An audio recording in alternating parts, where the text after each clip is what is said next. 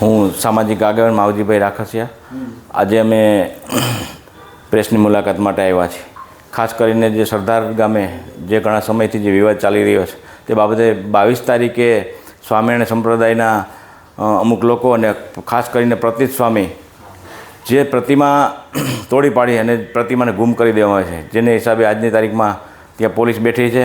અમારી પોલીસ પાસે માંગણી છે કે આ પ્રતિમા તમે ક્યાં ગુમ કરી છે, પ્રતિમા પાછી આપવામાં આવે અને જે પ્રતિત સ્વામીને સામે FIR કરી છે એને હાજર કરવામાં આવે.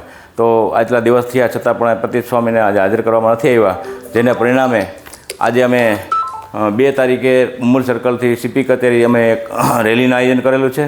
ત્યારબાદ જે કાંઈ કરવાનું થશે કે ધરણા પ્રદર્શન આંદોલન જે કાંઈ કરવાનું જ્યાં સુધી અમારો ન્યાય નહીં મળે ત્યાં સુધી અમે આંદોલન ચાલુ રાખશું. સાંજ સમાચાર ફેસબુક પેજને લાઇક કરો, વિડીયો શેર કરો અને વધુ વિગતવાર સમાચાર માટે sanssamachar.net વિઝિટ કરો.